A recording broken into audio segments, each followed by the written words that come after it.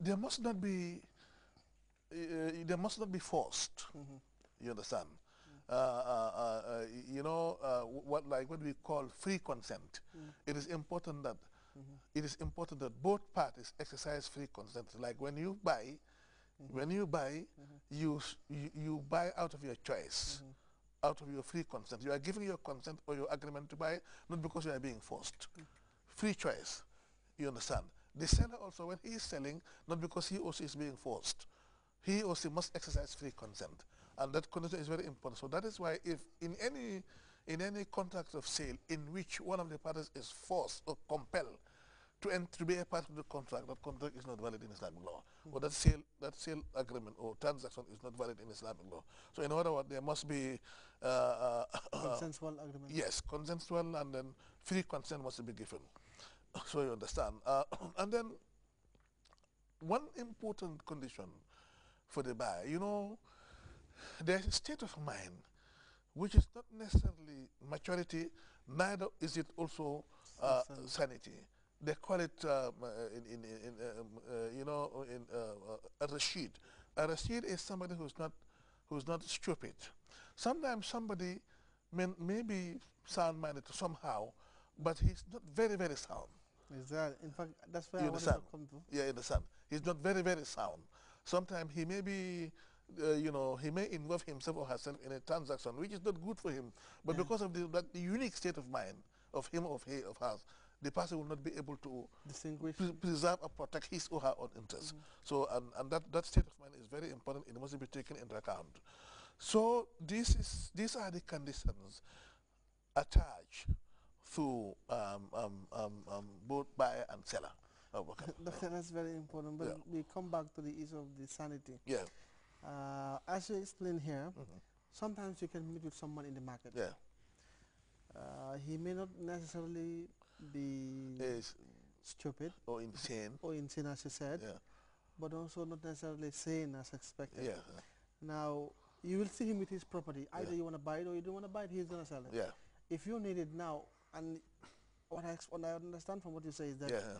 you know, he defaults Yeah. in one of the rules governing Yes. transaction. Yes. Should you buy from him according to Yeah. Islam? It is advisable that you don't buy from him. Although if you enter into that arrangement, that transaction, the validity of the transaction will depend on the endorsement of the parent.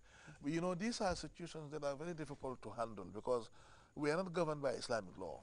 We are Muslims in names. We are Muslims in most of what we do. Individually, many Muslims also try to apply Islamic law in what they do. But when you go to the market and if you understand the transactions very well, you see there are many transactions which are not valid in Islamic law. But who is there to judge? Who's there to say this is right or this is wrong? Nobody. Unless the God-fearing ones. And that is why it's important for Muslims to know their obligations, their responsibilities. Even though at the state level they are not being governed by Islamic law, but they can apply Islamic law in most of what they do in their lifetime. 99% of what they do, or 95% of what they do, they can, apply Islamic law. So this is the problem that you're having. But the rule is very clear, it's very simple. For those type of people, they call them mahjur. Those are people who are under direct supervision and protection of the guardians. And therefore, for them, before they enter into any transactions, the guardian or the protector must be informed, must be in the picture.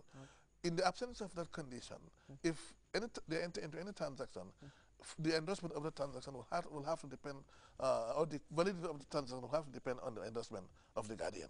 Wallahu alam. Now we move to the second point, which is ownership. Yes, Sometimes you may not own something. yes, Maybe it's given to you by someone to go and sell for him or yeah, her. yeah. Now, Agency. agency. That's contract of agency. It's permitted. That's also it's the same as ownership. In other words, in fact, you are quite. I should have mentioned that one. That escaped me. But you either the owner, you are an agent. Okay, yes. An agent acting on the authorization of the principal of the owner. Principal owner is the same as the principal owner. Okay. So in other words, contract of agency is recognized Yeah. and accepted in Islam law. It's very important, but sometimes someone can give you a property to sell for a certain price. Yes, For example, a compound. yes, The owner says, this compound, I want to sell it for 150,000, yes, for example. yeah, and you give it to someone to do the business for you, Yeah. and he go and sell it for a million, for Yeah. example. Yeah. You know, is there any rule whatsoever that? Well, yes, this is a very interesting area, and it has to the language. That is why when we come to language, the language use must be very clear. It must be very direct as to whether whatever addition that comes after the principal price should go to the agent or should go to the principal owner. But what I can say now, as at now, is that if somebody gives you his or her house, that this house I want to sell it, and if I get 150,000 out of it, I'm fine. Whatever you add to it is yours. If he says that, Then you are not in trouble. It's very clear and it's very straightforward. But if he doesn't say anything, the ideal situation. He says, "I'm selling this compound, Yes. 150,000." Yes. That's it. Yes. The ideal situation will be for you to go to the seller and explain to the principal owner, look, even though you were asking me to buy it at 150,000, but fortunately I've got 500,000 out of it. Make it point blank. And you present the money to him. Yeah. Well, yes. But again, it will depend on because the terms of agreement. What is your interest? In transactions, sale contracts or sale agreements, just like any other contract, there must be a consideration. That is, somebody must agree to come into the deal for a particular interest. Each of the parties must have his or her own interest. Now, you, the agent, what is your interest in buying, in selling this house for somebody else? Has it been stipulated? And that is why Sometimes it is very important. What they will say is, they will say, if you sell this compound for 150,000, yeah, I will give you 20,000. good. Yeah. Out of 150,000. Yes. Now you go and sell it for 500,000. You keep your 350,000 and come and get another. Come back, get another 20,000 again. Subhanallah. And that is very, very. That is too much. It is too much, and it is not Islamic. It's haram.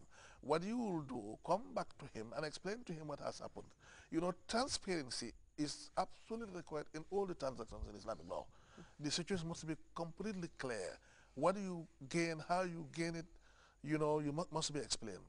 And for those that understand these technicalities very well, they make sure they get a clear-cut language before they leave the principal owner. That look, you want 150,000. What if I can sell it more than at more than this price? If he tells you or she tells you that whatever you get out of it, over 150,000 is your benefit, then you are in safe hands. So it doesn't necessarily mean if you sell, for example, if he says that, by virtue of the language, if you sell it for anything above 150,000, that's yours. Yes. If you sell it for $1 million, for example, are you obliged to come and tell him that I sold it for $1 million? No, you are not obliged. If the language is clear, straightforward and definitive, you are not obliged. But if it is not mentioned, if both parties are silent on it, it is not mentioned. Transparency, justice and fairness, or fair play will require that you come and transparently explain what has happened. Naturally, you will know whether the party will agree to give you 1 million or the whole of what comes after the 150,000 is going to give you a particular percentage. And it is always advisable. We will come to the words, but it's always advisable that the words that they use are clear. And also, the principal owners, to also be God-fearing. Yes. Because if you promise someone something, that if you sell this thing for a certain amount, I will give you this as commission, and he sells it for more than that. When you come back, because the price is high, you decide to take everything. And then no, that also is not fair and it's not proper. You must recognize. Just an example here, Doctor. This 150,000 is still now. You have a land you're selling for 150,000. Yeah. Now that's what you needed. Yes. And you said, if I get that, you're gonna give me 20,000. Yes. Let's say 15% or 20%. Yes. No, yes. Maybe you didn't say it in percentage, but you said I'm gonna give you 20,000. Yes. And I went and sold it for 300,000. Yes. Came to you and said to you, I sold this for 300,000. Yes. Now, does it still mean that I should have 20,000 still? Well, the 20,000 was agreed upon. Now, what you need to negotiate now is your percentage out of the you said it how much 500,000. Yeah. Now, in other words, you have get 350,000 extra. Maybe you have doubled what. Yeah. Yes, in fact, triple. You got 350,000 extra. For the 150,000, that is clear and straightforward. Now, your negotiation will be now your percentage, and also here in any court of competent jurisdiction in Islam, the agent will definitely have to be given a particular percentage, a particular amount out of these